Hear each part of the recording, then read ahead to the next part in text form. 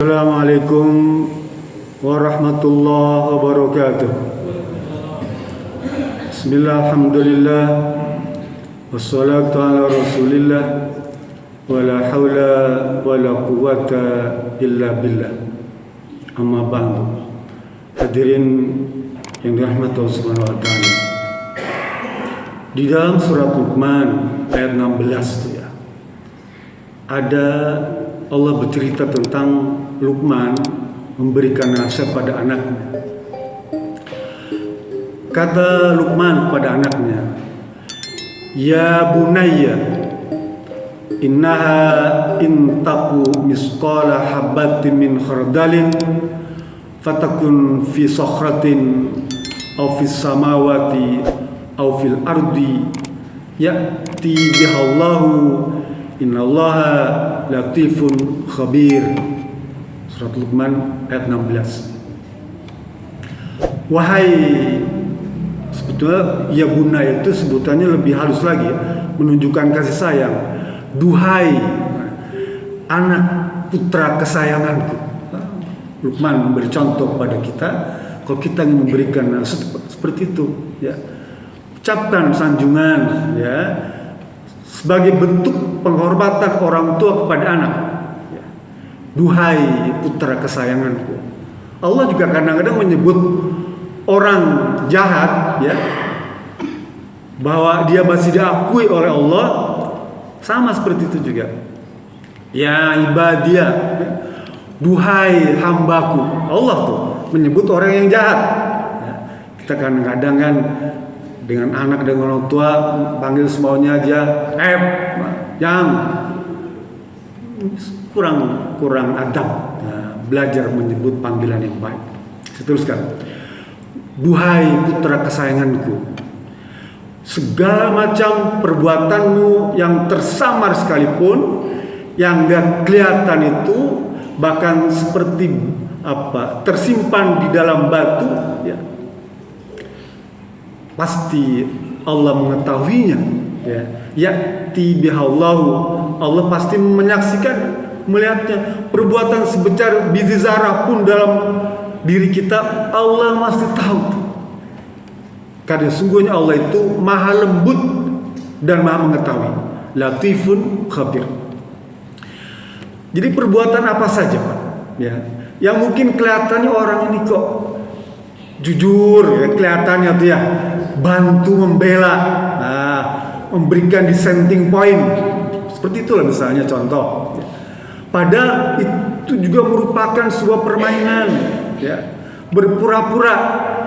Yang kata Rasulullah SAW, inna syarron nasi zul wajhain ya, alladhi haulai biwaji walladhi haulai biwaji. Orang yang paling buruk nih, Rasul sebutkan, orang yang paling buruk adalah orang yang bermuka dua. Dia datang kepada orang ini dengan wajah seperti ini, dia datang ke orang ini berwajah seperti ini, bermuka dua Pak.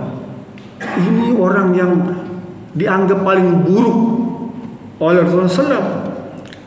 Mendekati munafik sebetulnya ya, munafik orang itu. Fidari asfal, dia ada di dalam keraknya neraka. Neraka itu udah berat Pak. Kalau kita masak nasi itu Pak ya, nasi itu kan ada kerak ya, intip, kalau Jawa intip. Lah orang munafik itu jadi intip itu Pak ya.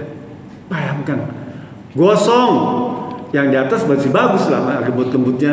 Kalau udah jadi intip Pak, di bawah itu akan Allah berikan kepada orang-orang yang bermuka dua. Di sini kelihatan membela, membantu, ternyata menjatuhkan sebetulnya, atau berpura-pura bersandiwara saja supaya ada kesan dikerjakan. Dalam bahasa Inggris istilah psikologi namanya seeing believing. Jadi orang itu agar kelihatan saja kita tuh bekerja, nah gitu ya, seeing believing. Kalau kita bekerja, orang percaya. Untuk menunjukkan kita ada kerjaan, itu saja. Kita juga di rumah tangga tuh kan, supaya kelihatan sama istri, anak-anak kita bekerja, pergi ke kantor pakai seragam ya, Bahkan udah pensiun gitu ya. Pergi jalan kantor pakai seragam udah pensiun nih Pak, biar kelihatan bekerja. Itu namanya seeing, ya, believing, sehingga orang percaya oh dia masih kerja, gitu ya. Untuk menunjukkan ada integritas, ada kredibilitas, itu saja, ya. Istilah psikologi bagus Pak, seeing, believing. Dan Islam ternyata sudah ada tadi itu zul wajhain, orang yang bermuka dua. Ya. Ini dialami oleh setiap orang Pak. Orang-orang yang mengalami ujian-ujian hebat Pak. Siapa misalnya para nabi, orang soleh, ya. Karena ujian itu diberikan pada setiap insan. Jangan kira kita tidak diuji Pak.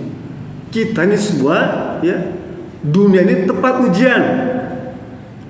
Kata Rasulullah SAW tentang ujian itu, harus berkata, inna asyaddan nasil bala'am minal anbiya wa salihun sumal amsal fal amsalu minan nas. Sesungguhnya ujian yang maha berat, ya, maha berat ujian itu di dunia ini dialami oleh para nabi dan orang-orang soleh. Kemudian selanjutnya di bawah soleh sedikit, berikutnya di bawah soleh sedikit lagi. Itu ranking ujian, semua akan mengalami ujian, ya. Kata Rasulullah SAW bilang ini, ya yubtil rajul bihasbi dini, ya. Orang diuji itu sangat tergantung pada keimanan, ketakwaan, urusan agama.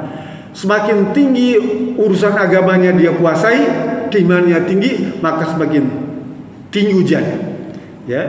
Wa man kana riqatun fi dini khaffifan. Semakin rendah pengetahuan keimanan, ketakwaannya itu semakin rendah, ya, maka ujiannya pun semakin ringan. Kalau begitu seperti pohon Pak, semakin tinggi pohon itu tegak, semakin banyak angin yang menghempaskannya. Itu ujian. Semua orang pasti mengalami ujian, siapa saja. Tapi ingat, semakin tinggi ujian, semakin besar pahalanya. Kata siapa? Rasul berkata dalam hadis yang diriwayatkan Imam At-Tirmizi. Rasul berkata begini, inna idhamal jazai ma idhamil balai, ya. Sesungguhnya ganjaran yang paling besar, ya, Allah berikan kepada orang yang diuji juga besar, berat maksudnya itu. Ujiannya berat, ya.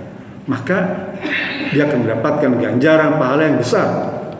Lalu Rasul bilang gini, fa inna Allaha idza ahabba qauman ibtalahu, ya. Sungguhnya Allah itu kalau menyenangi hambanya, kalau suka dengan hambanya, kalau cinta dengan hambanya, maka hambanya itu akan diuji oleh Allah Subhanahu wa taala, ya. Akan dicoba.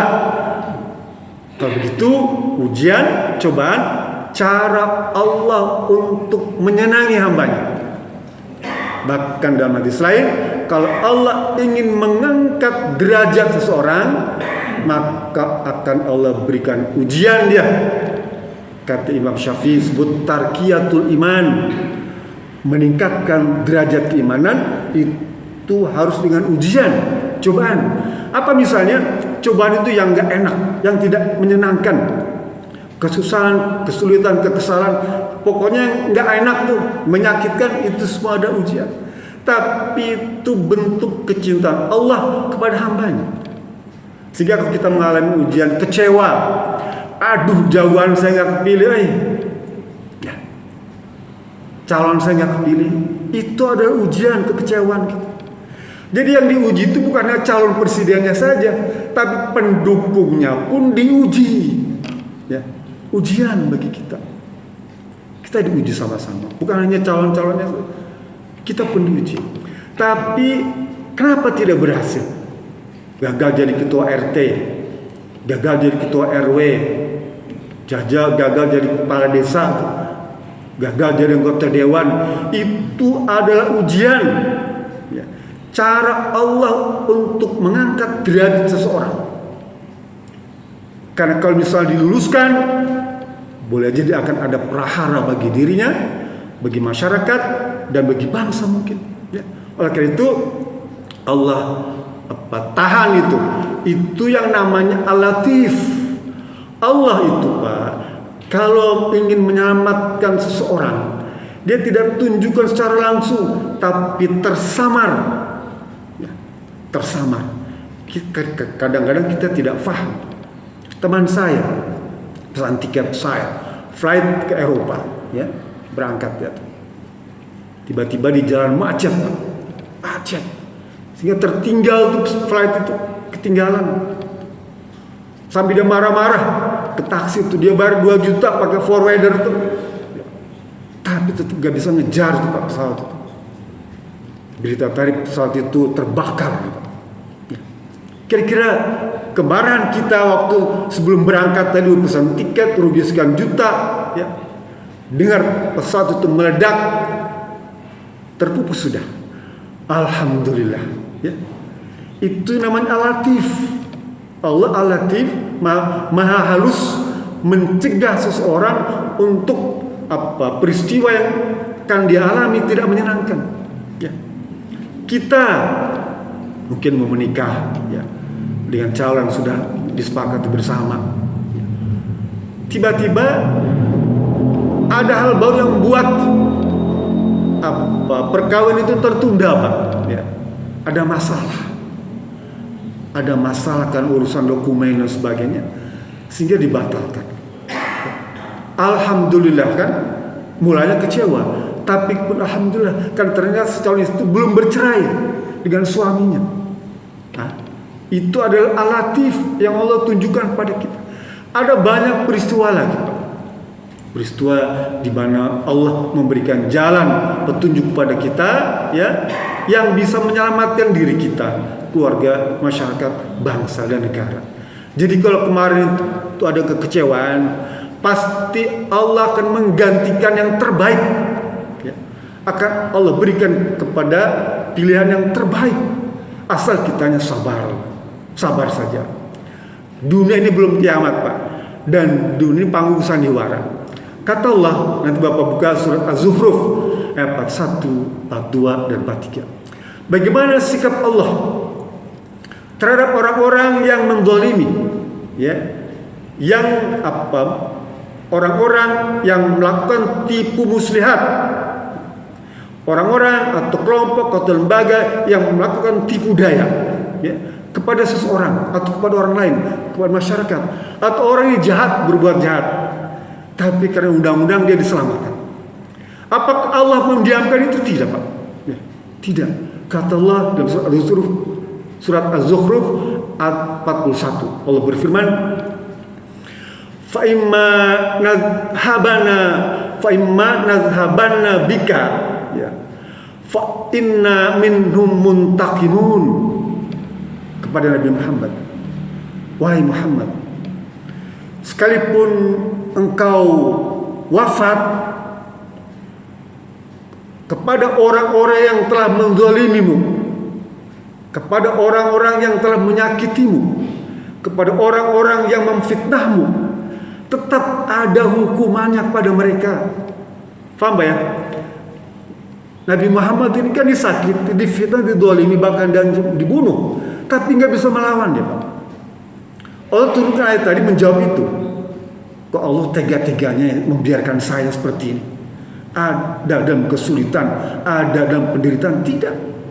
Sekalipun engkau wafat Muhammad, tetap orang ini akan aku hukum, ya, cepat atau lambat akan aku hukum.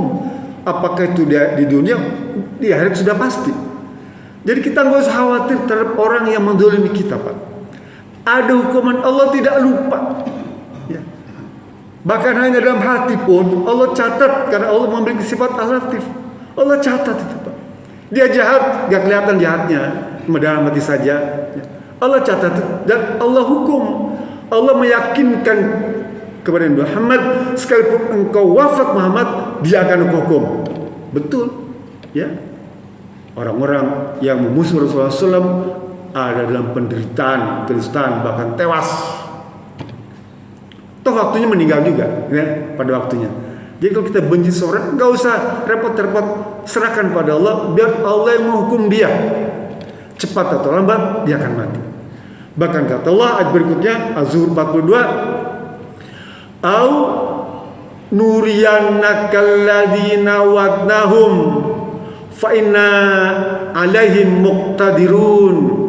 Wahai Muhammad, kalau memang kamu pengen menyaksikan disiksa nih sekarang nih, aku akan tunjukkan padamu. Allah nih Pak ngomong kepada Muhammad, wahai Muhammad, kalau kamu pengen menyaksikan orang yang membencimu, memfitnahmu, mendzalimmu, aku siksa. Aku akan tunjukkan, aku bisa jadi saksi bahwa aku benar-benar menghukum dia. Coba tuh, orang-orang yang membenci Muhammad, memfitnah tuh seperti Abu Jahal, Umayyah bin Khalaf tuh, ya, diperlihatkan oleh Allah kepada Muhammad di depan Rasulullah. Lihat, terbunuh, cacat badannya, potong-potong itu di depan Rasulullah SAW. Allah bilang, kalau kau pengen lihat nih orang yang membenci kamu nih, ya, kalau kau pengen, akan kutunjukkan nih. Tuh, lihat kan perang Badar, gitu Pak. Lalu Allah tutup ayat tadi, fastamsik billati ma huya ilaika innaka ala siratal mustaqim. Ya. Yang penting Muhammad, kamu pegang tuh apa yang telah aku wahyukan kepadamu, apa? Al-Quran dan hadis. Pegang itu. Innaka ala siratal mustaqim. Sesungguhnya engkau ada dalam kebenaran, jalan yang lurus. Artinya orang-orang pembela kebenaran, penegak kebenaran, penegak hak, jangan berubah. Ya. Jangan berubah. Kalau kita sudah bertekad mendakwakan kebenaran, pegang itu. Jangan mencela-mencela, jiksa sana kemari, sana kayak bunglon ya, ganti baju lagi. Itu bukan penegak kebenaran. Ya.